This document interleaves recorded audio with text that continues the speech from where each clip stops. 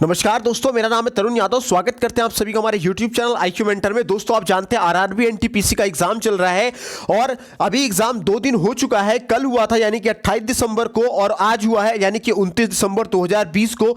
2 shift में paper हो रहे हैं, शिफ्ट 1 और शिफ्ट 2, जो मॉर्निंग शिफ्ट है और इवनिंग शिफ्ट है। और दोनों ही दिन के दोनों ही शिफ्ट के क्वेश्चन पेपर में आए हुए जीएस से क्वेश्चन को हम एनालिसिस करने जा रहे हैं। इन जीएस से क्वेश्चन को प्रॉपर तरीके से नोट कर लीजिएगा या फिर याद कर लीजिएगा, क्योंकि क्वेश्चंस के रिपीट होने की पॉसिबिलिटी 90% हो रही है। क्योंकि जिस तरीके से मैथमेटिक्स का पेपर अगर आप लोगों ने एनालिसिस किया होगा तो आपने ध्यान दिया होगा सारे के सारे क्वेश्चन सेम है, बस थोड़ा सा डिजिट चेंज कर दिया गया है। और जीएस में भी जो क्वेश्चन है लगभग सेम हो जा रहे हैं और स्टैटिक जीके की भरमार ज्यादा है, करंट अफेयर की भरमार ज्यादा है। और जो क्वेश्चन हम इस दोनों शिफ्ट का करवाने जा रहे हैं आपको, इसको फिर से कह रहा हूं ध्यान पूर्वक याद कर लीजिएगा, क्योंकि ये क्वेश्चन जरूर रिपीट होंगे और किस शिफ्ट में रिपीट हो जाए कुछ कह नहीं सकते हैं। अगर आप एनटीपीसी एग्जाम देने जा रहे हैं तो आपके लिए बहुत ही ज्यादा इंपॉर्टेंट होगा। तो चलिए बिना देरी शुरुआत करते हैं। सबसे पहले शुरुआत करेंगे जो 28 दिसंबर यानी कल के दिन जो हुए एनटीपीसी के क्वेश्चन आए हुए थे एनटीपीसी में फर्स्ट शिफ्ट में यानी कि मॉर्निंग शिफ्ट में, उन क्वेश्चन को हम एनालिसिस करना शुरू करते हैं। तो जीएस क्वेश्चन में पहला क्वेश्चन हमारा बना था, क्या डिस्कवरी ऑफ एटम पूछा गया था कि एटम की खोज किसने की है। तो एटम की खोज दोस्तों जॉन डाल्टन ने की थी। और पूछा गया था एक क्वेश्चन और कि लाफिंग गैस का केमिकल फॉर्मूला क्या है। तो लाफिंग गैस का केमिकल फॉर्मूला N2O है यानी कि नाइट्रस ऑक्साइड है। और पूछा गया था लेमन का पीएच मान कितना है, लेमन का पीएच वैल्यू कितना है। तो लेमन आप जानते हो एसिडिक होता है और जितने भी एसिडिक हुआ करते हैं उनका पीएच मान 5 से कम हुआ करता है। और लेमन का दोस्तों जो पीएच वैल्यू है वो कितना है, 2.5 है। इसके अलावा एक क्वेश्चन ये भी बना था, study of cardiology is related to. Cardiology पूछा गया। जब भी कार्डियोलॉजी पूछा जाए दोस्तों ध्यान रखिएगा कार्डियोलॉजी किससे रिलेटेड है, हार्ट से रिलेटेड है। तो जो ऑप्शन में हार्ट था वो सही जवाब था। इसके अलावा एक क्वेश्चन और पूछा गया था कि सहजीवी के उदाहरण कौन से हैं। तो उसमें 4 ऑप्शन दिए गए थे। जो सही आंसर था वो था लाइकेन और कवक यानी कि शैवाल और कवक क्या था, सही आंसर था। एक क्वेश्चन ये भी पूछा गया था कि बेबी गेट फूड फ्रॉम या बेबी गेट फूड इन, मतलब बच्चे जब बच्चा क्या होता है मां के गर्भ में रहता है तो बाल बच्चे को भोजन कैसे मिलता है। तो दोस्तों एक पतली सी नली होती है, उस नली के द्वारा बच्चे को भोजन मिला करता है, जिसको हम क्या बोलते हैं, प्लेसेंटा बोला करते हैं। क्या बोलते हैं, प्लेसेंटा बोला करते हैं। ये एम्ब्रियो में हुआ करता है। ये भी पूछा गया है कल के क्वेश्चन में। देन हमारा ये पूछा गया था कि सेरिकल्चर किससे रिलेटेड है। तो जो सेरिकल्चर है दोस्तों वो क्या है, रेशम से संबंधित है। और पूछा गया था कि पदार्थ नापने की इकाई क्या है, तो मोल है। और पूछा गया था पिसिकल्चर क्या है, तो फिश मछली पालन से संबंधित है। और एक पूछा गया था कि ट्रांसपिरेशन अकर इन, ट्रांसपिरेशन कहां हुआ करता है, तो स्टोमेटा में हुआ करता है। स्टोमेटा कहां होता है, पत्तियों के पीछे जो छोटे छोटे छेद हुआ करते हैं दोस्तों, उसको हम लोग स्टोमेटा बोला करते हैं। पेड़ पौधे क्या करते हैं, जब उनके शरीर में एक्सेस ऑफ वाटर हो जाता है, पानी की मात्रा ज्यादा हो जाती है, तो वो क्या करते हैं, स्टोमेटा से भाप बना करके पानी को निकाल दिया करते हैं। या फिर पेड़ पौधों को जब गर्मी बहुत ज्यादा लगती है तो वो अपने टेंपरेचर को कंट्रोल करने के लिए, अपने टेंपरेचर को बैलेंस करने के लिए भी पेड़ पौधे क्या करते हैं, ट्रांसपिरेशन किया करते हैं पेड़ पौधे। तो ट्रांसपिरेशन कहां होता है, स्टोमेटा में हुआ करता है। इसके अलावा एक क्वेश्चन पूछा गया था कि बंगाल का विभाजन कब हुआ था। बंगाल का विभाजन पूछा गया था बंगाल के विभाजन के समय, उस समय वायसराय कौन थे। तो दोस्तों लॉर्ड कर्जन के शासनकाल में हुआ था पहला चीज विभाजन। और कब हुआ था, 1905 में हुआ था। एक पूछा गया था कि भारत का पहला नेशनल पार्क क्या है। तो भारत का पहला national park Jim Corbett national park है, जो कि उत्तराखंड में है। और ये दोस्तों हमने कई बार करंट अफेयर में जब हम स्टैटिक जीके कराते हैं तो उसमें कई बार ये क्वेश्चन हम लोगों ने करवाया है।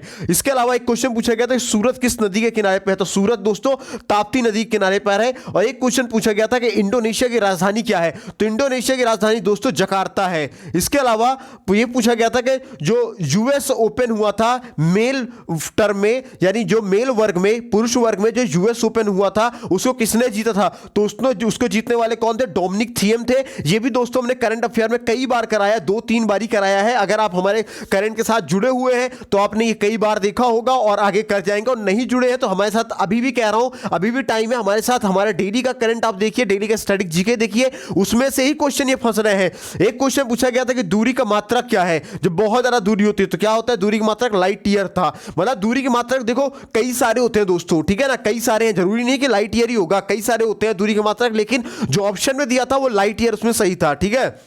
उसके अलावा एक पूछा गया था कि सैंडल पीक कहां पे, सैंडल पीक दोस्तों अंडमान निकोबार में है। और पूछा गया था कि चंद्रयान कब शुरू किया गया था, चंद्रयान मिशन दोस्तों 2008 में शुरू किया गया था।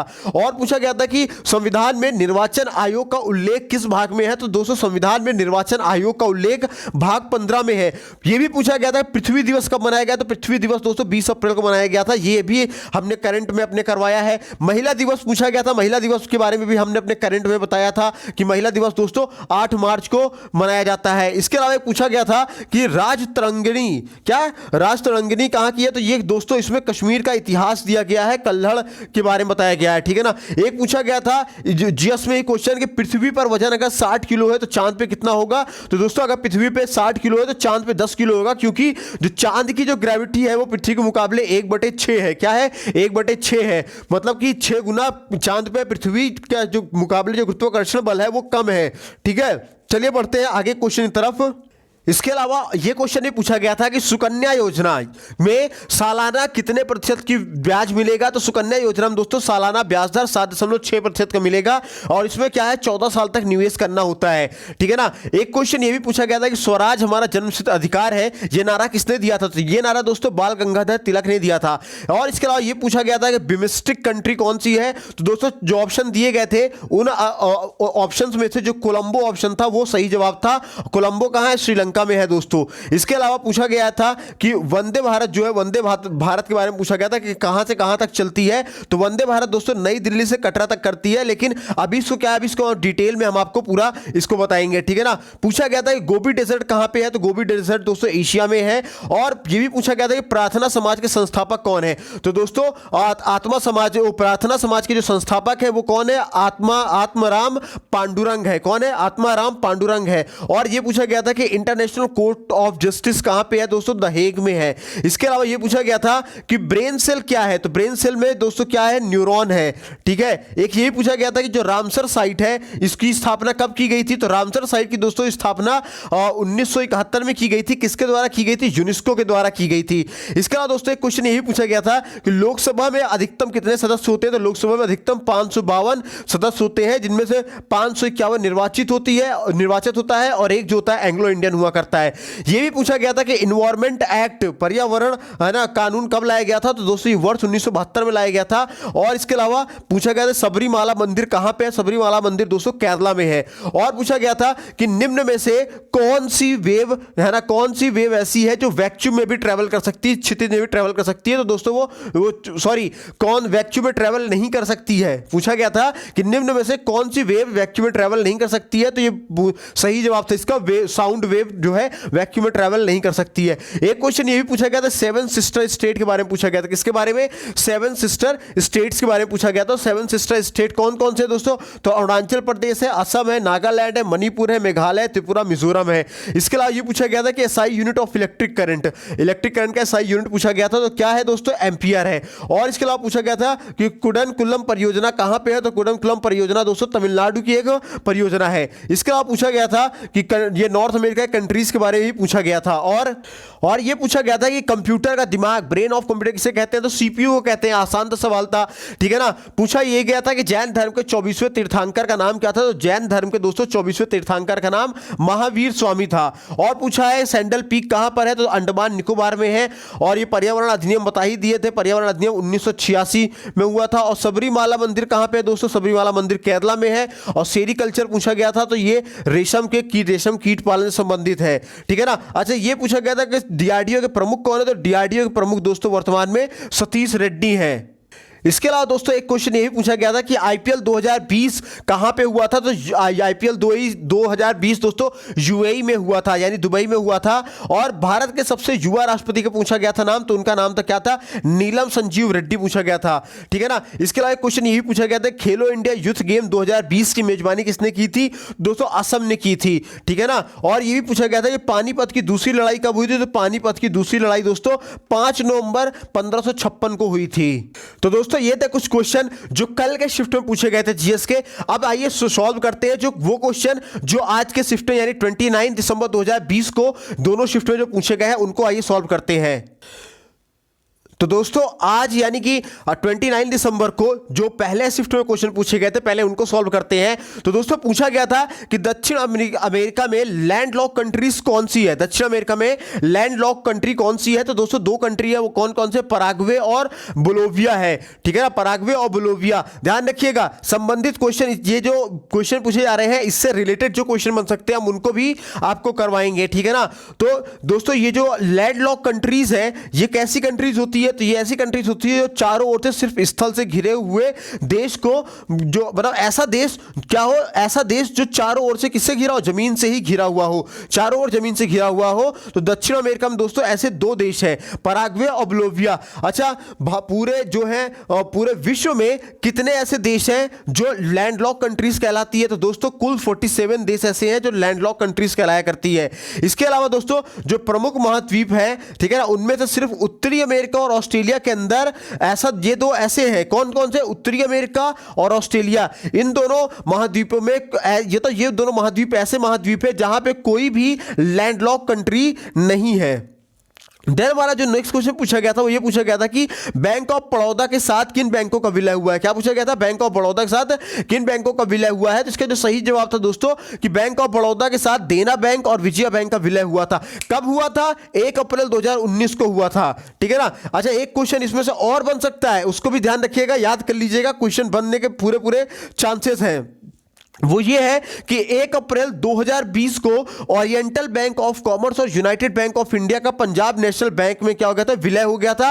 और सिंडिकेट बैंक का कैनरा बैंक में विलय हो गया था। इसके अलावा आंध्रा बैंक व कॉर्पोरेशन बैंक का यूनियन बैंक ऑफ इंडिया में क्या हुआ था, विलय हो गया था। इसके अलावा दोस्तों इलाहाबाद बैंक का इंडियन बैंक में जो है विलय हो गया था।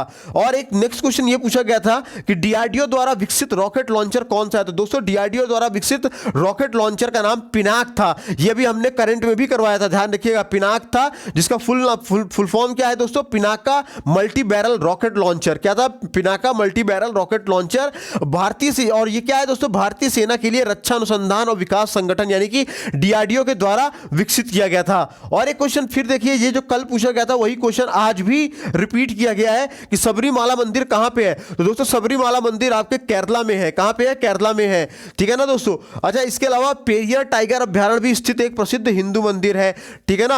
और पेरियार टाइगर अभ्यारण्य में स्थित एक प्रसिद्ध ये एक हिंदू मंदिर है जो जिसका नाम है सबरीमाला मंदिर, ठीक है ना। तो कहां पे है सबरीमाला मंदिर, पेरियार टाइगर अभ्यारण्य में है। और यहां विश्व का सबसे बड़ा वार्षिक तीर्थ यात्रा हुआ करता है, ठीक है ना, इसलिए भी ये सबरीमाला मंदिर बहुत ज्यादा पॉपुलर है। इसके अलावा नेक्स्ट क्वेश्चन था कि कुंडनकुलम नाभिकीय विद्युतीय परियोजना कहां पर है। तो दोस्तों कुंडनकुलम नाभिकीय विद्युत परियोजना तमिलनाडु में है आपके, ठीक है ना। और इसकी ये क्यों पूछा गया, इसकी खासियत क्या है। तो दोस्तों ये लार्जेस्ट न्यूक्लियर पावर स्टेशन है भारत का सबसे बड़ा न्यूक्लियर पावर स्टेशन है। और इसका कंस्ट्रक्शन कब हुआ था, तो दोस्तों 31 मार्च 2002 को इसका स्थापना कह लो या निर्माण कह लो हुआ था।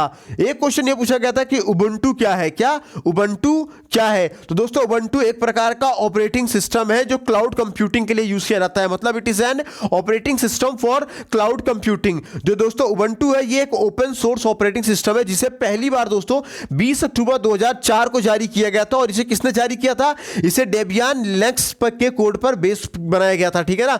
ध्यान रखिए किस पे, लाइनेक्स कोड बेस पर इसको बनाया गया था, ठीक है ना। और इसको डेवलप करने वाले कौन थे, बनाने वाले कौन थे, इसको डेवलप करने वाले थे ये कौन था, कानोनिकल। क्या नाम है, कानोनिकल। ध्यान रखिएगा ये क्वेश्चन जरूर पूछा जाएगा, इंपॉर्टेंट है दोस्तों। इसके बाद नेक्स्ट क्वेश्चन था, ये पूछा गया था हमसे आज के शिफ्ट में कि कौन सा स्थल दिल्ली में नहीं है। 4 ऑप्शन दिए गए थे दोस्तों। तो 4 ऑप्शन में से जो सही जवाब था वो था क्या था, बुलंद दरवाजा। क्योंकि बुलंद दरवाजा क्या था, दिल्ली में नहीं है। कि जो बुलंद दरवाजा यानी कि ये कहां है, फतेहपुर सीकरी में। और फतेहपुर सीकरी दोस्तों आपके उत्तर प्रदेश में है, आगरा में है, ठीक है ना।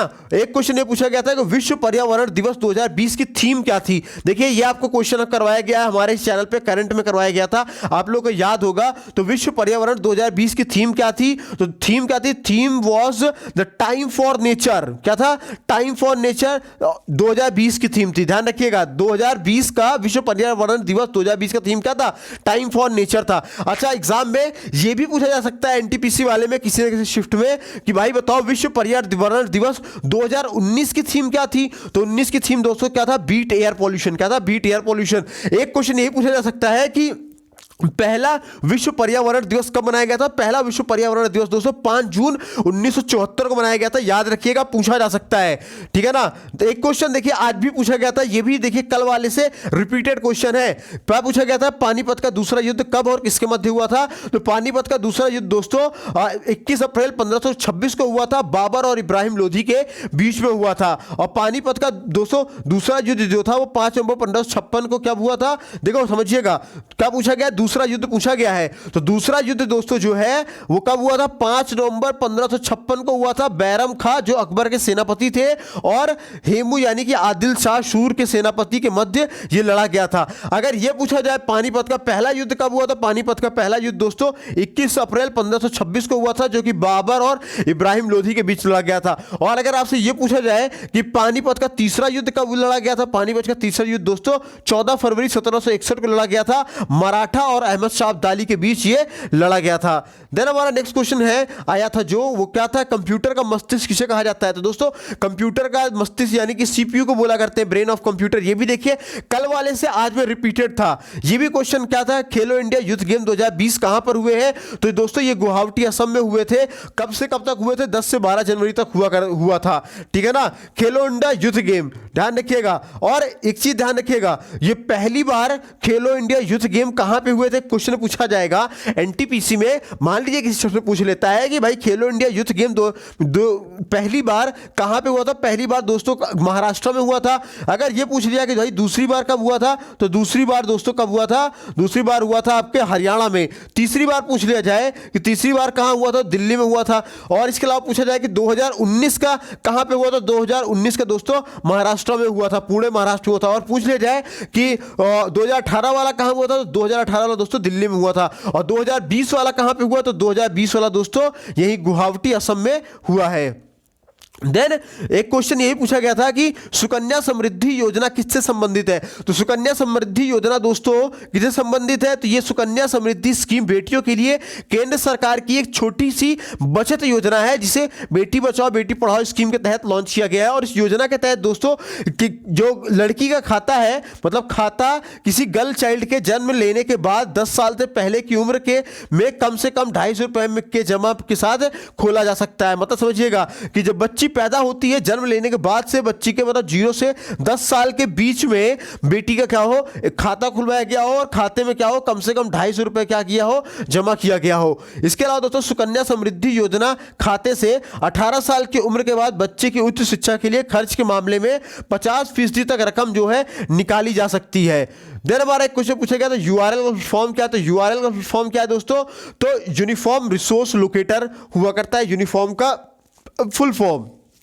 एक क्वेश्चन ये पूछा गया था कि 7 सिस्टर, ये दोस्तों ये कल का क्वेश्चन था लेकिन मैंने आज में इंक्लूड कर दिया है इसलिए ताकि कंफ्यूजन ना होने पाए। अगर हो सकता है फिर से ये क्वेश्चन पूछना था, क्योंकि ये बहुत इंपॉर्टेंट क्वेश्चन है तो पूछने की संभावनाएं ज्यादा है, इसलिए मैंने इसको आज ऐड कर दिया। कल का क्वेश्चन है, ठीक है ना। ध्यान रखिएगा वो कौन से राज्य 7 सिस्टर में नहीं है, पूछा गया था दोस्तों कौन से राज्य 7 सिस्टर में नहीं है। तो 7 सिस्टर में दोस्तों जो 7 राज्य हैं वो कौन कौन से हैं? असम है, त्रिपुरा है, मेघालय है, अरुणाचल प्रदेश है, नागालैंड है, मणिपुर है, मिजोरम है।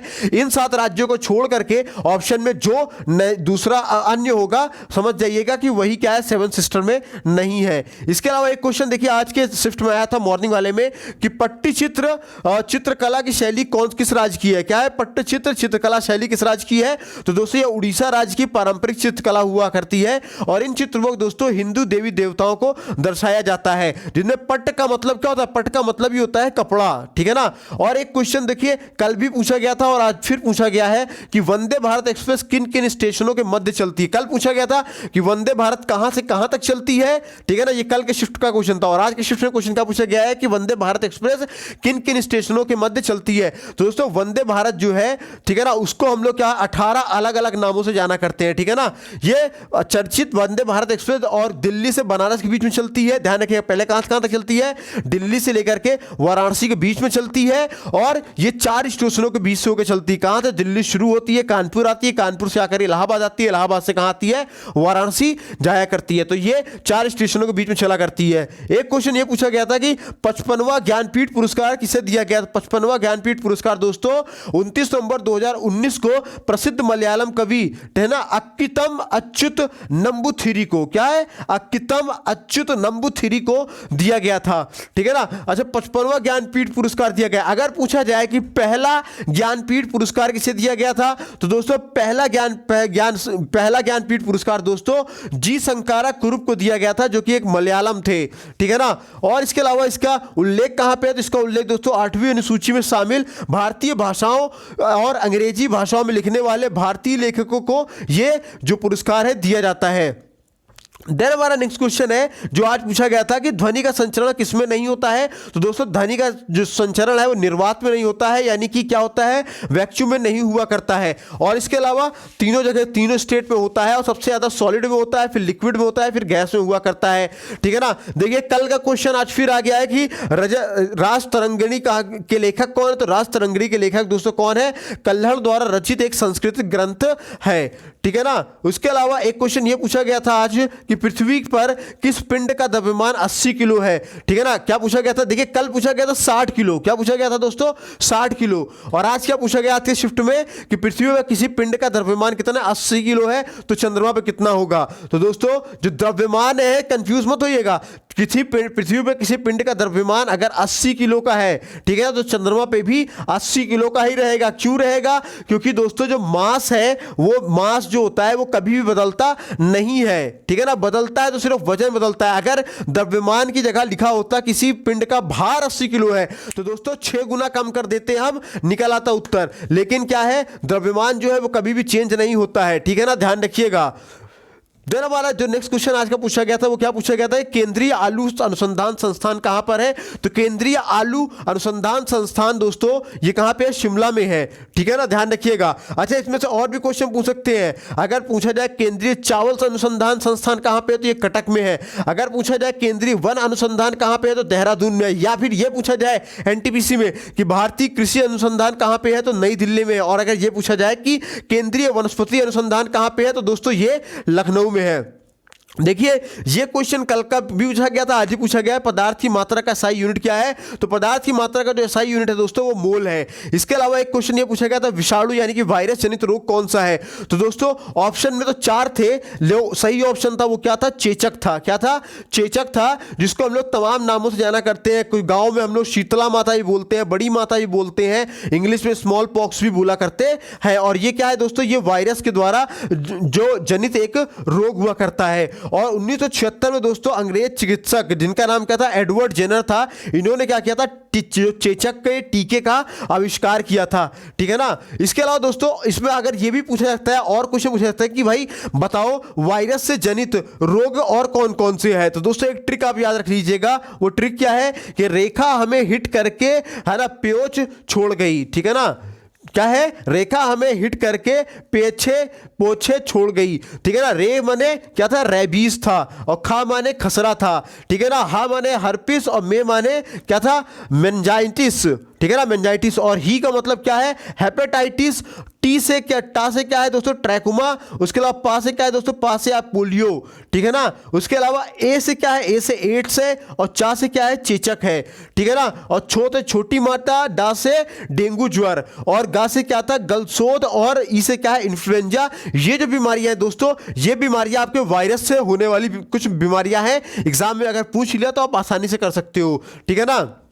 उसके अलावा एक क्वेश्चन पूछा गया था कि निम्न में से कौन सी महारत्न कंपनी है? ठीक है ना। क्या पूछा गया था? महारत्न कंपनी थी। तो उसमें जो ऑप्शन दिया गया था उस ऑप्शन के हिसाब से जो सही जवाब था वो क्या था? कोल इंडिया लिमिटेड। क्या था? कोल इंडिया लिमिटेड सही जवाब था। ठीक है ना। लेकिन अगर एग्जाम में और तरीके से पूछा जा सकता है, पूछा जाए कि भारत की कुल कितनी महारत्न कंपनियां हैं, तो 10 है। वो 10 कौन कौन सी महारत्न कंपनियां हैं दोस्तों? तो पहली है दोस्तों भारत हैवी इलेक्ट्रिकल्स लिमिटेड, दूसरी है भारत पेट्रोलियम कॉर्पोरेशन लिमिटेड, तीसरा है कोल इंडिया लिमिटेड, चौथा है गेल इंडिया लिमिटेड, पांचवा है हिंदुस्तान पेट्रोलियम कॉर्पोरेशन लिमिटेड, छठवा है दोस्तों इंडियन ऑयल कॉर्पोरेशन लिमिटेड, सातवां है एनटीपीसी लिमिटेड, और दोस्तों आठवां है तेल और प्राकृतिक गैस निगम लिमिटेड, और नौवां है power grid corporation of India limited, और 10वां है दोस्तों steel authority of India limited. और इसके ये मतलब ये सब क्या है, ये 10 जो है दोस्तों, ये 10 क्या है, भारत की प्रमुख नवरत्न कंपनियां हैं। इसके अलावा एक क्वेश्चन ये भी पूछा गया था आज के शिफ्ट में कि भाई दांडी जो यात्रा थी, दांडी स्थान गुजरात में किस जिले में है। तो दांडी यात्रा की थी महात्मा गांधी ने, उसके बारे में पूछा गया था कि भाई ये स्थान गुजरात के किस जिले में है। तो दोस्तों ये जो स्थान है ये कौन सा, जलालपुर तालुका नाम के गांव में है दोस्तों। ये गांव कहां पे है, तो ये गांव दोस्तों नवसारी जिले में है, ध्यान रखिएगा, ठीक है ना। 12 मार्च 1930 को दोस्तों यहां पे महात्मा गांधी ने अहमदाबाद के पास स्थित साबरमती आश्रम से दोस्तों दांडी गांव यात्रा की थी, जो कि दांडी गांव तक गए थे यात्रा करते हुए। ये 24 दिनों तक इन्होंने ये पैदल मार्च निकाला था, ठीक है ना। और महात्मा गांधी ने दोस्तों क्या किया था, साबरमती से दांडी अपने कुछ अनुयायियों के साथ शुरू किया था। और किस लिए शुरू किया था, जो नमक पर लगने वाला टैक्स था इसके विरोध पे ये अभियान चलाया था। एक क्वेश्चन ये पूछा गया था कि गोबी मरुस्थल किस देश में, तो गोबी मरुस्थल दोस्तों ये कहां पे है, चाइना और मंगोलिया में स्थित है। कहां पे, चाइना और मंगोल में स्थित है। लेकिन ऑप्शन में क्या दिया गया था दोस्तों, ऑप्शन चाइना नहीं दिया गया था, मंगोलिया दिया गया था। तो मंगोलिया जो था सही जवाब हो गया था। देखिए ये कल भी पूछा गया था, आज भी पूछा गया था कि प्रार्थना समाज के संस्थापक कौन है। तो प्रार्थना समाज के संस्थापक दोस्तों आत्माराम पांडुरंग है। इसके अलावा दोस्तों ये क्वेश्चन पूछा गया था कि भारत के सबसे युवा राष्ट्रपति कौन थे। तो भारत के सबसे युवा राष्ट्रपति का नाम नीलम संजीव रेड्डी थे। और 25 जुलाई 1977 को 64 वर्ष की उम्र में नीलम संजीव रेड्डी भारत के 6वें राष्ट्रपति बने थे। और इनको सबसे युवा प्रधानमंत्री बोला जाता है, the youngest person to became prime minister बोला जाता है, ठीक है ना।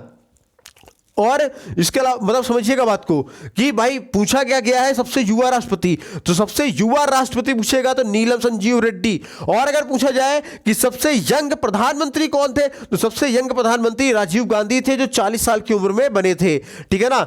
इसके अलावा दोस्तों एक क्वेश्चन ये भी पूछा गया था कि कौन सा देश बिम्स्टेक का सदस्य नहीं है।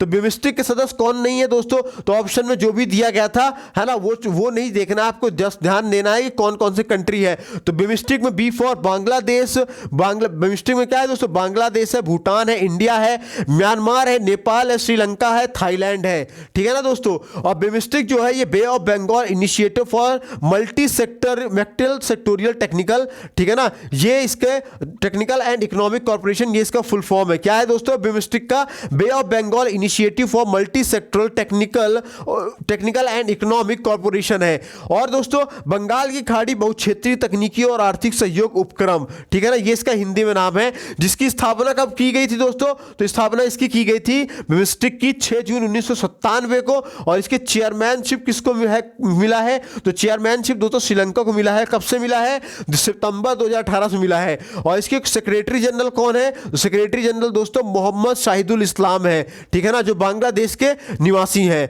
देन दोस्तों एक क्वेश्चन आज में यह भी पूछा गया था कि जोजिला दर्रा कहां पर है, या फिर श्रीनगर लेह को जोड़ने वाला दर्रा कौन सा है। तो दोस्तों श्रीनगर जो जोजिला दर्रा है दोस्तों, ये लद्दाख क्षेत्र के हिमालय में स्थित है। और कारगिल जिले में स्थित यह दर्रा कश्मीर घाटी को अपने पश्चिम में द्रास और सुरू घाटियों से जोड़ा करता है, ठीक है ना। और ये क्वेश्चन पूछा जाएगा कि राष्ट्रीय राजमार्ग 1 श्रीनगर और लेह के बीच इस दर्रे को पार करता है। कौन सा राजमार्ग पार करता है, तो NH1 जो है दोस्तों, ये श्रीनगर और लेह के बीच इस दर्रे को पार किया करता है।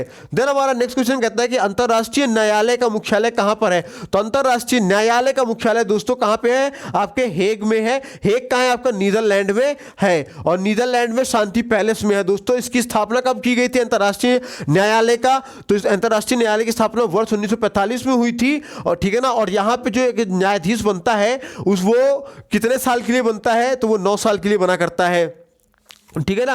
एक क्वेश्चन ये भी पूछा गया था कि मार्स ऑर्बिटर मिशन यानी कि मॉम या मंगलयान कब लॉन्च किया गया था। ये देखो कल भी पूछा गया था, आज भी पूछा गया था, ठीक है ना। कल पूछा गया था भाई किस रॉकेट से लॉन्च किया गया था, आज पूछा गया कि कब लॉन्च किया गया था। तो दोस्तों 5 नवंबर 2013 को लॉन्च किया गया था, ठीक है ना। और किस रॉकेट से इसको शुरू किया गया था, तो इसका जो इस रॉकेट का नाम था वो क्या था, PSLV XL C-25 था, ठीक है ना। और इसकी लॉन्च साइट मतलब कहां से लॉन्चिंग की गई थी, तो इसकी लॉन्चिंग दोस्तों कहां से था, श्रीहरिकोटा, आंध्र प्रदेश के श्रीहरिकोटा से, जो श्री सतीश धवन वो है स्पेस सेंटर है, वहां से इसको लॉन्च किया गया था। ठीक है, फिर हमारा एक क्वेश्चन और आज जो पूछा गया था वो भी देख लीजिए। तो संसद में पर्यावरण रक्षा अधिनियम कब पारित हुआ था, तो संसद में पर्यावरण रक्षा अधिनियम ये एक्ट 1986 में पारित हुआ था। कब, 9 जनवरी 1986 में पारित हुआ था। और एक क्वेश्चन पूछा गया था खालसा पंथ की स्थापना किसने की थी, तो खालसा पंथ की स्थापना दोस्तों 13 अप्रैल 1699 में बैसाखी के पर्व के दिन गुरु गोविंद सिंह ने खालसा पंथ की स्थापना की थी। इसके अलावा दोस्तों एक क्वेश्चन ये पूछा गया था कि सहजीवी पौधा कौन सा है, तो दोस्तों सहजीवी पौधा कौन सा है, लाइकेन है, चना है, सेम है, राइजोबियम है, कि ये सब के पौधे जो है ये सब क्या होते हैं, सहजीवी संबंध हुआ करता है। मतलब क्या होता है कि जो सहजीवी पौधे होते हैं ये एक साथ रहा करते हैं और एक दूसरे को आश्रय और पोषक तत्व साझा किया करते हैं। इसके अलावा दोस्तों जो सहजीवी जीव हुआ करते हैं इनके सहजीवन यानी कि संबायोटेंस के रूप में भी जाना जाता है। और लाइकेंस में क्या होता है, शैवाल और फंगी एक साथ रहा करते हैं और पोषक तत्वों के लिए एक दूसरे से ये प्राप्त किया करते हैं। ठीक है ना। एक क्वेश्चन ये पूछा गया था आज की लोकसभा में अधिकतम सदस्य कितनी संख्या हो सकती है, तो लोकसभा में दोस्तों अधिकतम 552 सदस्य की संख्या 552 संख्या हो सकती है, जिनमें से 530 सदस्य भारत के राज्यों के लोगों का प्रतिनिधित्व करते हैं और 20 राज्य दोस्तों अपनी आबादी के आधार पर केंद्र शासित प्रदेशों के लोगों का प्रतिनिधित्व किया करते हैं। और 2 जो होते हैं दोस्तों वो एंग्लो इंडियंस हुआ करते हैं, लेकिन अब एंग्लो इंडियंस को समाप्त कर दिया गया है। एक क्वेश्चन ये भी पूछा गया था कल भी और आज भी कि भाई सेरीकल्चर किससे संबंधित है, तो ये रेशम के कीट पालन से संबंधित है। इसके अलावा दोस्तों एक क्वेश्चन आज ये पूछा गया था कि सबसे लंबी मुख्य भूमि की समुद्री तटरेखा किस राज्य की है, तो दोस्तों 4 ऑप्शन दिया गया था। 4 ऑप्शन में क्या था, गुजरात है। ठीक है ना, जो सबसे लंबी मुख्य भूमि की समुद्री तटरेखा किससे है, गुजरात जो था सही ऑप्शन था। लेकिन हमारे यहाँ क्या है दोस्तों, भारत में कुल 9 तटीय राज्य हैं। ठीक है ना, जो कौन कौन से, गुजरात है, महाराष्ट्र है, गोवा है, कर्नाटक है, केरला है, तमिलनाडु है, आंध्र प्रदेश है, उड़ीसा है और पश्चिम बंगाल है। ठीक है ना, जिनमें से सबसे बड़ा किसकी है सीमा, वो है गुजरात की। ठीक है ना दोस्तों, और सबसे कम किसकी, सबसे कम दोस्तों गोवा की है। कितनी है, 101 किलोमीटर की है। मतलब ये दोस्तों कि भारत के सबसे छोटी तटरेखा वाला राज्य क्या है, गोवा है, जिसकी टोटल लंबाई कितनी है, 101 किलोमीटर है। और प्रायद्वीपीय भारत में सबसे लंबी तटरेखा वाला राज्य कौन सा है, तो आंध्र प्रदेश है और इसकी कुल लंबाई कितनी है, 970 किलोमीटर की है। ठीक है ना। और भारत की कुल स्थलीय सीमा कितनी है, तो 15,200 किलोमीटर की है। ठीक है ना। और ये भी पूछ ले अगर आपसे कि भारत की मुख्य भूमि की तटीय लंबाई कितनी है, तो 6100 किलोमीटर की है। इसके अलावा द्वीपों को शामिल करके कुल तटीय लंबाई कितनी है, तो दोस्तों द्वीपों को शामिल करके कुल तटीय लंबाई 7516.6 किलोमीटर है। ठीक है। एक क्वेश्चन यही पूछा गया था दोस्तों कि यूनाइटेड नेशन सिक्योरिटी काउंसिल की स्थापना कब हुई थी, तो यूनाइटेड नेशन सिक्योरिटी काउंसिल की स्थापना दोस्तों वर्ष 1945 को हुई थी, ये ऑप्शन में दिया गया था। ठीक है ना। मतलब कि और इसका जो एग्जाम में ये पूछ लिया जाए अगर आपसे कि भाई अभी United nation security council question बना है, तो जाहिर सी बात है संबंधित और भी क्वेश्चन आपके आगे के आने वाले शिफ्टों में बनेंगे जरूर। तो दोस्तों क्या बन सकता है कि इसका पहला सेशन कब हुआ था, इसका पहला सेशन दोस्तों 17 जनवरी 1946 को हुआ था। और इसके परमानेंट मेंबर कौन कौन से, तो परमानेंट मेंबर 2 है, चाइना है, फ्रांस है। ठीक है ना, चाइना, फ्रांस, रशिया, यूके और यूनाइटेड स्टेट है। कौन कौन से है, China, France, Russia, United kingdom और यूके भी है दोस्तों। ठीक है ना, यानी कि यूनाइटेड स्टेट है, ध्यान रखिएगा दोस्तों इसको कायदे से। तो दोस्तों ये थे कुछ क्वेश्चन जो आज 29 दिसंबर को पहले शिफ्ट में पूछे गए थे। अब हम लोग उन क्वेश्चन को डिस्कस करेंगे जो दोस्तों आज के शिफ्ट में दूसरी मीटिंग पूछे गए हैं, यानी दूसरी शिफ्ट में पूछे गए थे 29 दिसंबर 2020 से क्वेश्चन को। चलिए शुरू करते हैं। तो दोस्तों दूसरी शिफ्ट में पहला क्वेश्चन पूछा गया था कि गोल गुंबद कहां पर है, तो गोल गुंबद दोस्तों बीजापुर के सुल्तान मोहम्मद आदिल शाह का मकबरा है और यह कहां पे है, बीजापुर कर्नाटक में स्थित है। दूसरा क्वेश्चन पूछा गया था कि मौलिक कर्तव्य किस संविधान संशोधन के तहत जोड़े गए हैं, तो मौलिक कर्तव्य दोस्तों संविधान के 42वें संशोधन जो वर्ष 1976 को हुआ था, इसके द्वारा मौलिक कर्तव्य को संविधान में जोड़ा गया है और इसे रूस के संविधान से लिया गया है। क्वेश्चन यह भी पूछा जा सकता है ना भाई कि मौलिक कर्तव्य किस देश के संविधान से लिया गया, तो रशिया के संविधान से लिया गया है और सरदार स्वर्ण सिंह समिति की अनुशंसा पर यह जोड़ा गया था। ठीक है, देन एक क्वेश्चन हमारा ये भी पूछा गया था आज के दूसरे शिफ्ट में कि उर्वरक उत्पादन से संबंधित क्रांति का कलर, उर्वरक उत्पादन से संबंधित क्रांति का कलर क्या था? तो वो उर्वरक उत्पादन से क्या था? ग्रे रेवोल्यूशन था। क्या था? धूसर क्रांति यानी ग्रे रेवोल्यूशन था। इसके अलावा दोस्तों और भी क्रांतियों से क्वेश्चन पूछा जा सकता है, तो उसको भी एक नजर जरा आप मार लो क्योंकि इंपॉर्टेंट है दोस्तों।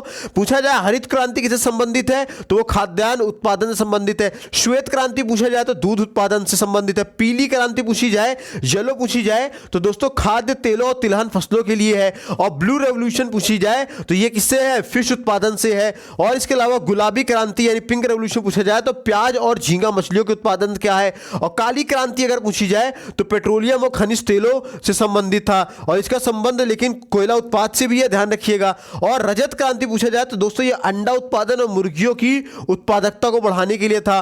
और गोल्डन रेवोल्यूशन यानी सुनहरी क्रांति पूछी जाए तो बागवानी उत्पादन में वृद्धि से है, ठीक है ना। इसमें क्या था? बागवानी में शहद भी हम लोग जोड़ सकते हैं। गोल क्रांति यानी राउंड रेवोल्यूशन पूछा जाए तो ये क्या है? देश में आलू के उत्पादन को बढ़ाने के लिए था, ठीक है। देन हमारा नेक्स्ट जो पूछा गया था दूसरे शिफ्ट में क्वेश्चन वो ये था कि सबसे ज्यादा 5 बार राष्ट्रमंडल खेल आयोजित करने वाला देश कौन सा है? तो दोस्तों सबसे ज्यादा 5 बार राष्ट्रमंडल खेल आयोजित करने वाला देश ऑस्ट्रेलिया है। ये पहला कब आयोजित किया था? 1938 को, दूसरा 1962 को, तीसरा 1982 को और चौथा 2006 को, और इसके बाद अब जो पांचवा है वो कौन सा है? 2018 है, ठीक है ना। और दोस्तों क्या हुआ था कि जो कनाडा जो था वो किसने किया था? देखो सबसे ज्यादा किसने किया? ऑस्ट्रेलिया ने किया है 5 बार, ठीक है ना।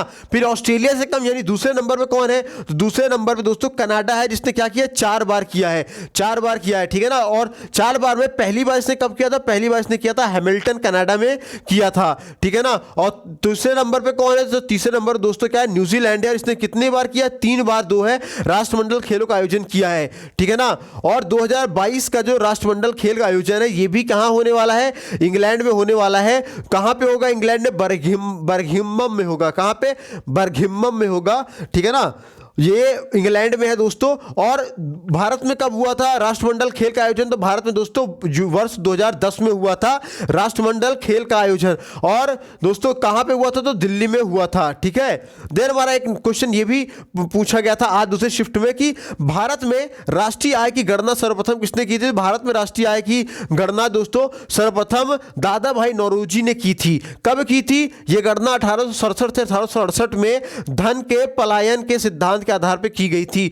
और उस समय उन्होंने क्या किया था? भारत की प्रति व्यक्ति आय 20 रुपए प्रति वर्ष बताई थी। और वैज्ञानिक आधार पर दोस्तों सबसे पहले वर्ष 1931-32 में VKRV राव ने राष्ट्रीय आय की गणना की थी, जिसके आधार पर दोस्तों भारत की प्रति व्यक्ति आय कितनी थी? 62 रुपए आई थी।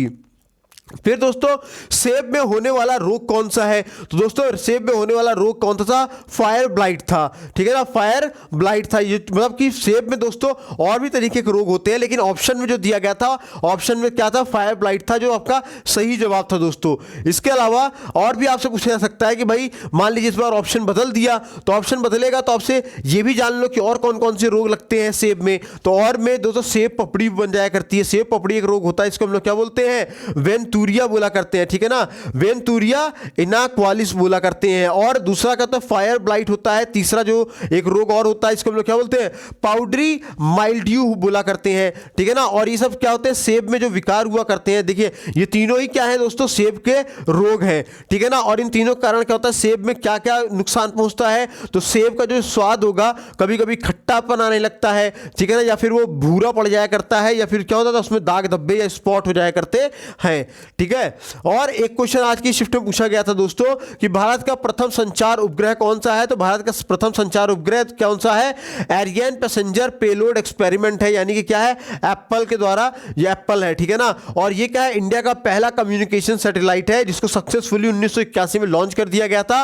और भारत का प्रथम जो दूर संवेदी उपग्रह था वो कौन सा था? तो भारत का जो पहला दूर संवेदी उपग्रह था वो कौन सा? एसरॉस था, एसरॉस ए था, ठीक है ना। जो स्ट्रेच रोहिणी सैटेलाइट सीरीज, जो रोहिणी सैटेलाइट सैटेलाइट सीरीज की ही एक आगे की पद्धति है या फिर अपग्रेडेड वर्जन है, ठीक है ना। और अगर पूछा जाए कि भारत का पहला सैटेलाइट कौन सा था, तो भारत का पहला सैटेलाइट आर्यभट्ट है, ठीक है ना।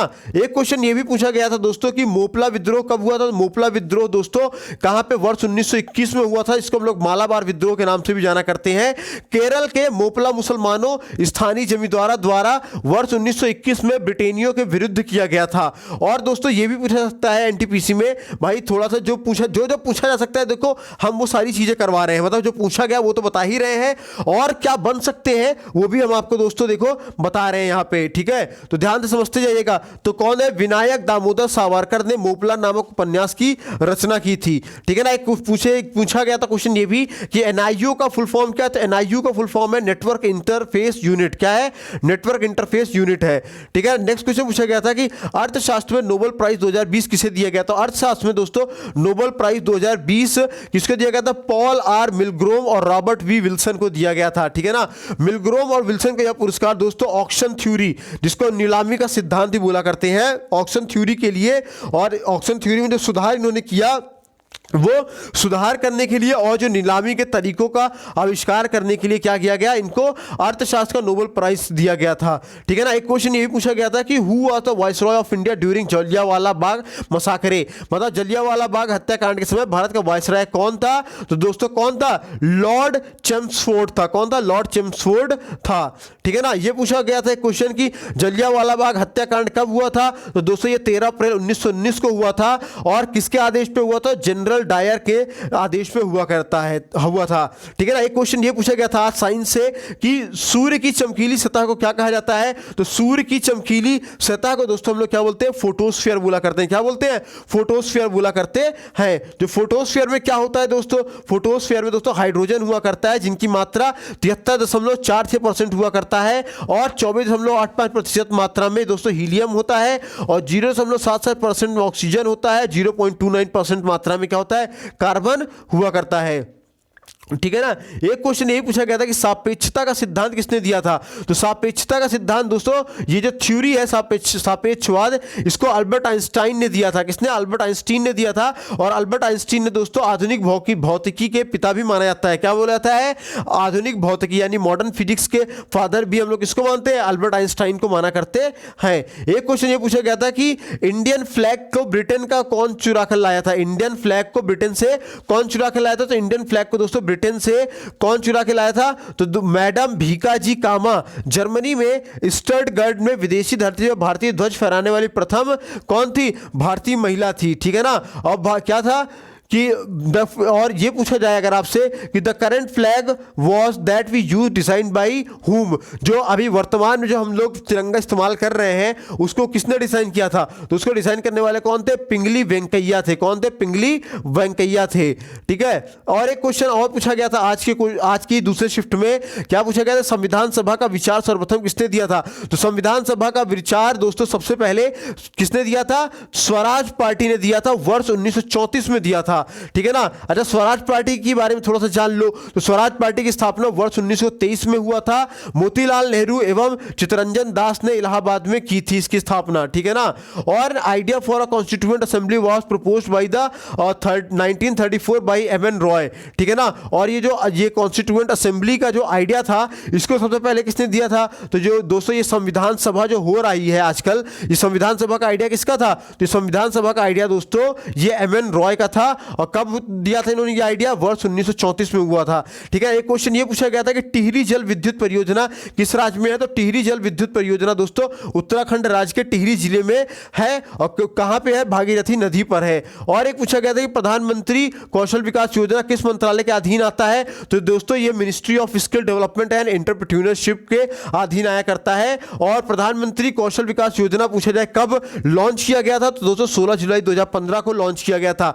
एक अगला क्वेश्चन जो पूछा गया था वो था कि 49वीं समानांतर रेखा यानी 49th पैरेलल लाइन किन देशों के मध्य है। तो दोस्तों ये उत्तर अमेरिका तथा कनाडा को क्या करता है, बीच में है, और इन दोनों देशों को दो भागों में बांटा करता है। इसके अलावा दोस्तों अगर एग्जाम में पूछा जाए 49 की जगह पे 38th पैरेलल लाइन के बारे में, तो ये दोस्तों उत्तर कोरिया और दक्षिण कोरिया को दो भागों में बांटा करता है। ठीक है ना। अगर आपसे ये पूछा जाए कि 141 डिग्री पश्चिमी देशांतर रेखा क्या करती है, तो दोस्तों ये अलास्का और कनाडा के बीच की सीमा रेखा है। और 17वीं समानांतर रेखा पूछा जाए तो 17th पैरेलल रे में क्या था, उत्तरी वियतनाम और दक्षिण वियतनाम के बीच ये स्थित है। और 24वीं समानांतर रेखा पूछा जाए तो दोस्तों ये भारत तथा पाकिस्तान के बीच कच्छ के पास क्या है, स्थित है।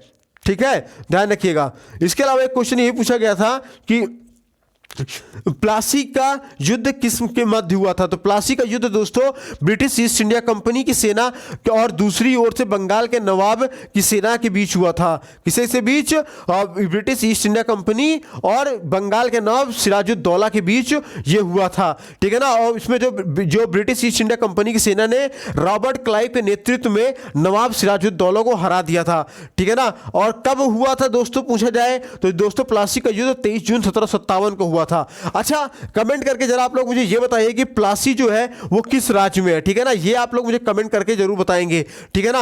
और एक क्वेश्चन पूछा गया था बार्क का मुख्यालय किन राज्यों में है। तो बार्क का मुख्यालय दोस्तों महाराष्ट्र में है। महाराष्ट्र में कहा, टॉम्बे मुंबई में है। ठीक है ना। इसके अलावा पूछा जाए अगर आपसे कि बार्क का फुल फॉर्म क्या है, तो बार्क का फुल फॉर्म है दोस्तों भाभा एटॉमिक रिसर्च सेंटर, और जिसकी स्थापना 3 जनवरी 1954 को की गई थी। ठीक है।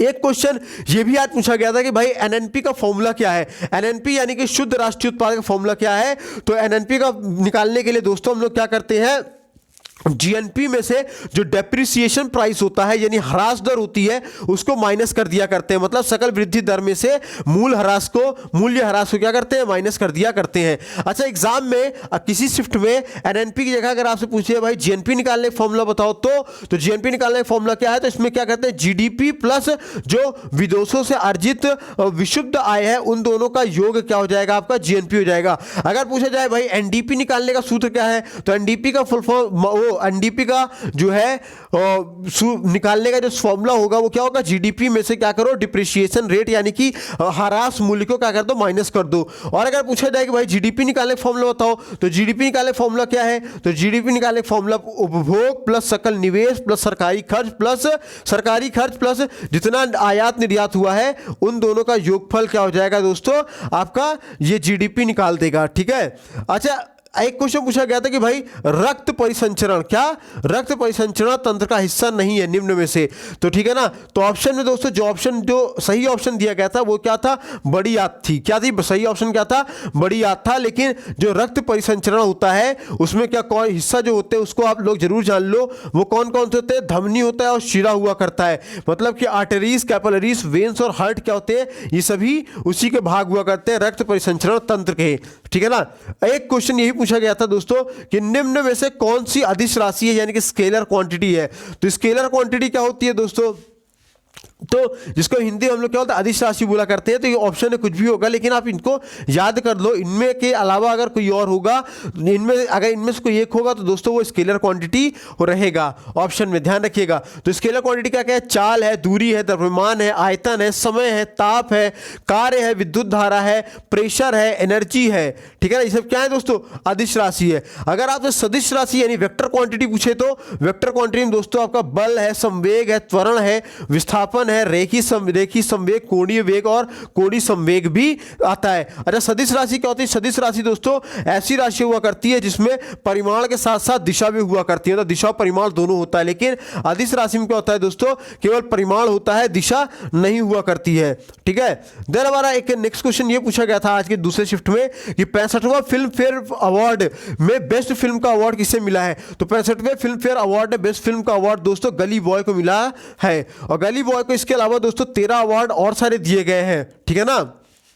और ये जो 65वां फिल्म फेयर अवार्ड हुआ था कहाँ पे दिया गया था, तो दोस्तों 15 फरवरी 2020 को इंदिरा गांधी एथलेटिक स्टेडियम गुवाहाटी में दिए गए थे, ठीक है ना। और किस लिए दिए गए थे, जो बेस्ट फिल्म अवार्ड जो गया था वो गली बॉय गया था, बेस्ट डायरेक्टर अवार्ड जो गया था वो जोया अख्तर को गया था, बेस्ट एक्टर का अवार्ड रणबीर सिंह को गया था, बेस्ट एक्ट्रेस का जो अवार्ड था दोस्तों वो आलिया भट्ट को गया था। ये सारे के सारे जो मतलब मैं पूछे गए, उसके अलावा जो मैं उसका स्ट्रैटेजिक जीके आपको बता रहा हूं, इन सबको कायदे से नोट कर लीजिएगा, क्योंकि भाई क्वेश्चन बन सकते हैं, जरूर बन सकते हैं, ठीक है ना, चांसेस पूरे पूरे रहते हैं।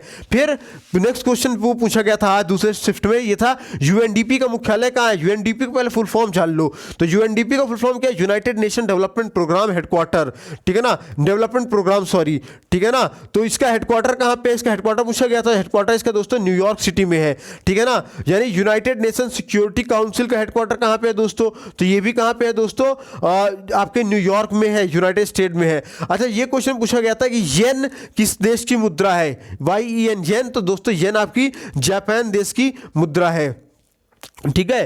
देन हमारा नेक्स्ट क्वेश्चन आज जो पूछा गया था वो क्या था, साहित्य अकादमी का मुख्यालय कहां पर है। साहित्य अकादमी का मुख्यालय दोस्तों आपके रविंद्र भवन में है, रविंद्र भवन आपका दिल्ली में है, और इसकी स्थापना 12 मार्च 1954 को की गई थी, ठीक है ना।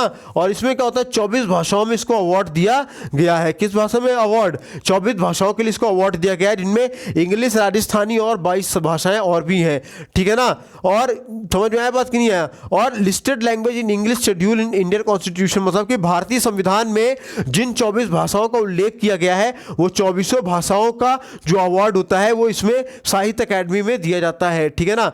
देन आज के जो नेक्स्ट क्वेश्चन पूछा गया था वो ये पूछा गया था कि संगीत म्यूजिक के क्षेत्र में दिया जाने वाला अवार्ड कौन सा था। तो संगीत और म्यूजिक के क्षेत्र में दिया जाने वाला अवार्ड दोस्तों ग्रैमी अवार्ड है। और ग्रैमी अवार्ड कहां पे दिया जाता है, तो ग्रैमी अवार्ड दोस्तों आपके यूनाइटेड स्टेट्स में दिया जाता है, ठीक है। देन हमारा नेक्स्ट क्वेश्चन कहता है कि भाई किस नियमानुसार नियत ताप और गैस का आयतन दाब के व्युत्क्रमानुपाती होता है। तो दोस्तों ये बॉयल्स नियम के अनुसार जो ताप पर गैस का आयतन जो होता है वो दाब के व्युत्क्रमानुपाती हुआ करता है, ठीक है ना। मतलब कि ऐसे प्रमुख नियम जहां पे क्यों आते हैं, ठीक है ना। और इसके लिए दोस्तों अच्छा ये तो बॉयल्स का नियम था। बॉयल्स के नियम के अलावा दोस्तों और भी नियम आप लोगों से एग्जाम में पूछ सकता है, तो कुछ जो पूछे जा सकते हैं जिनकी पॉसिबिलिटीज 99% है, तो उनको देख लेते हैं। तो पूछा जा सकता है चार्ल्स का नियम। तो चार्ल्स का नियम क्या था दोस्तों, तो कांस्टेंट प्रेशर यानी कि नियत दाब पर किसी गैस के द्रव्यमान का आयतन तापमान के समानुपाती हुआ करता है। एक ये पूछा जा सकता है कि एवोगैड्रो का नियम पूछा जा सकता है। तो एवोगैड्रो का नियम पूछा जा सकता है कि समान ताप पर एवं दाब पर सभी गैसों में समान आयतन में अणुओं की संख्या क्या होती है, समान हुआ करती है। इसके अलावा डाल्टन का आंशिक दाब का नियम पूछा जाता है। तो डाल्टन का आंशिक दाब का नियम क्या है, पारस्परिक क्रिया ना करने वाली गैसों का कुल दाब उन गैसों को आंशिक दाबों के योग के बराबर हुआ करता है। ये डाल्टन्स का था, ठीक है ना। इसके अलावा तो अगर पूछा जाए गैलुसाक का नियम पूछ लिया जाए किसी शिफ्ट में, तो आप क्या लिखोगे, यदि किसी भी गैस के आयतन को नियत रखा जाए तो किसी भी पदार्थ यानी कि किसी भी आदर्श गैस का दाब इसके ताप के समानुपाती हो जाएगा, ठीक है।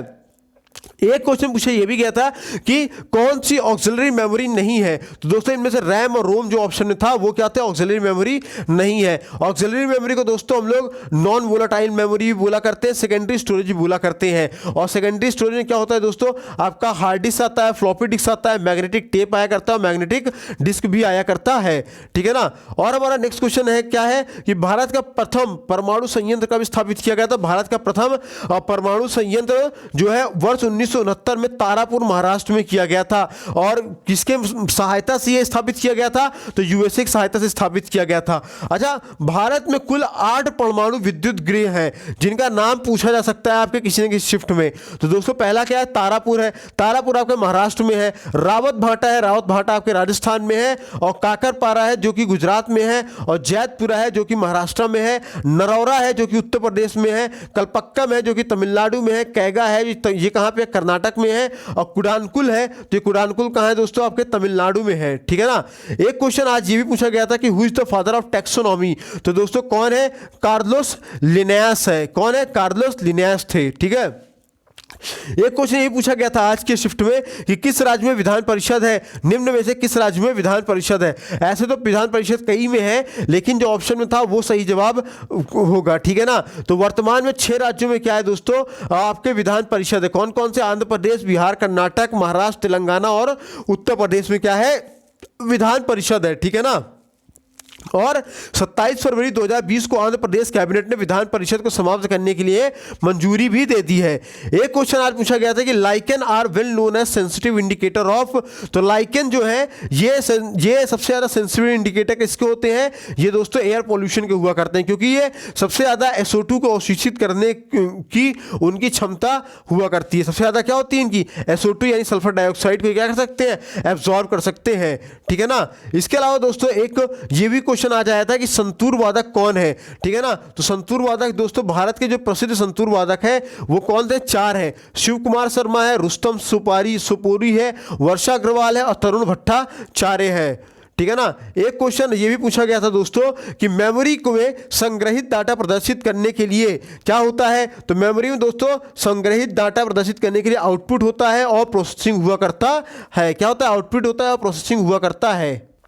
तो दोस्तों ये थे कुछ क्वेश्चन जो कल के शिफ्ट यानी कि 28 और आज के शिफ्ट यानी 29 सितंबर 2020 के एनटीपीसी के जो मॉर्निंग और इवनिंग शिफ्ट यानी दोनों शिफ्ट में पूछे गए जो जीएस के क्वेश्चन थे, इन दोनों ही क्वेश्चन को हमने करा दिया है। और इस तरीके से अब हम जो डेली जितने जब तक एग्जाम होगा हम डेली प्रतिदिन के दोनों शिफ्ट के क्वेश्चन जो है आपको हम करवाते जाएंगे, ताकि आप अच्छे से अच्छा स्कोर करके ले आओ एनटीपीसी के एग्जाम में जब भी आपका एग्जाम पड़े और आप एक सिलेक्शन ले सको। Guys thanks for listening S, thanks for watching और वीडियो पसंद आई हो तो लाइक करें, शेयर करें, सब्सक्राइब करें और वीडियो कैसी लगी कमेंट सेक्शन में जरूर बताएं। और अगर आप इन सभी वीडियोस की पीडीएफ पाना चाहते हैं, मतलब कि जो डेली आपके एनटीपीसी के एग्जाम हो रहे हैं उसमें जो क्वेश्चन पूछे जा रहे हैं वो क्वेश्चन अगर आपको पीडीएफ में चाहिए होगा, ठीक है ना, तो वो पीडीएफ पाने के लिए या उन क्वेश्चन को हैंड रिटन में पाने के लिए आप नीचे स्क्रीन में दिख रहे नंबर पे कैपिटल लेटर में JOIN ज्वाइन लिख करके मैसेज कर दीजिएगा, तो हम आपको अपने IQ मेंटर स्टडी ग्रुप में ऐड कर देंगे, जहां पे आपको हमारे सारे वीडियोस की पीडीएफ आपको मिल जाएगी। और जो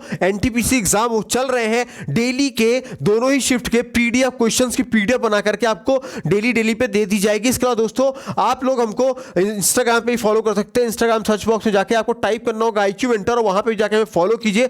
वहां पे हमारे पोस्ट के माध्यम से बहुत कुछ रोजीना आपको नया सीखने को मिलेगा जो आपके एग्जामिनेशन के पॉइंट ऑफ व्यू से बहुत ज्यादा इंपॉर्टेंट होगा। तो चलिए दोस्तों बिना टाइम वेस्ट किए आज के सेशन को खत्म करते हैं। मिलते हैं अगले सेशन में कल के फिर से दोनों शिफ्ट के क्वेश्चंस को लेकर के। तब तक अपना ख्याल रखिए, पढ़ते रहिए। अलविदा दोस्तों।